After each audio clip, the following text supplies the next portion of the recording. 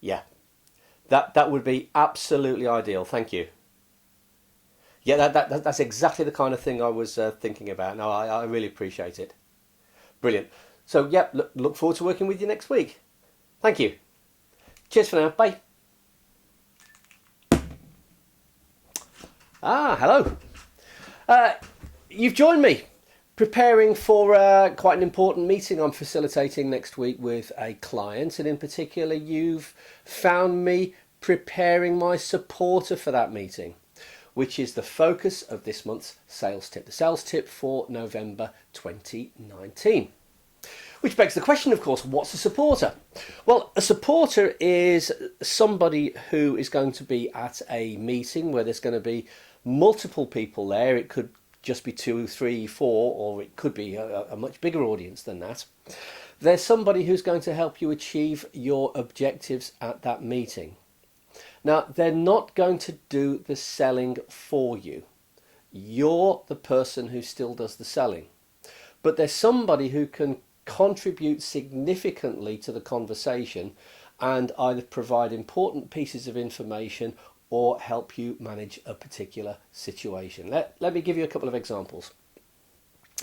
If you're in a world of IT and your solution requires implementation within the customer organisation, there may be some concerns about how well the organisation can actually accommodate and manage that process. So to have somebody there who is able to testify that yes, we do have the resources required internally, yes, we are going to be able to implement within the required time frame, and yes, we can do that with the assurances of quality that are required. Somebody who can testify to those internal resources can be massively important in the decision-making process.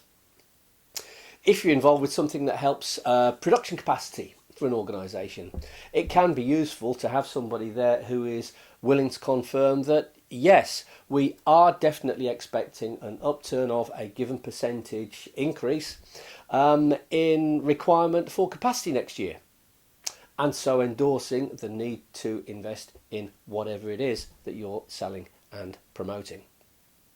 So for somebody to be willing to help you in that kind of way, they certainly need to be somebody who agrees with the objectives of the meeting, which means you need to have shared those with them in advance. It also actually needs to be somebody who has a degree of respect for you personally. And indeed, that the rapport thing is massively helpful as well. So have those things in place, you've probably got a supporter there.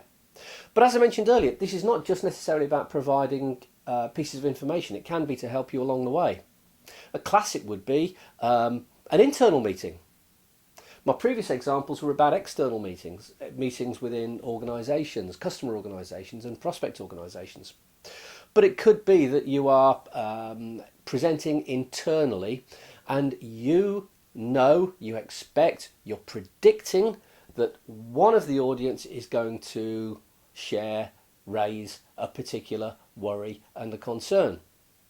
It could be that you could prime your supporter to help you manage that concern. And again, I'm just going to give you a very typical example here. It could be that you are going to be recommending a change or recommending a piece of action, and you know there's going to be somebody within the audience who, for a lot of very valid reasons, has concerns that it's not going to be managed effectively, or things aren't going to happen as they should, or something similar. To have a supporter primed to help you and be able to say that, no, we've gone through similar change before, we've implemented something similar before, we had similar concerns before, quite rightly. However, experience has shown us that managing it in this way actually overcomes those potential issues. That's a very powerful thing to have somebody say independently at that meeting.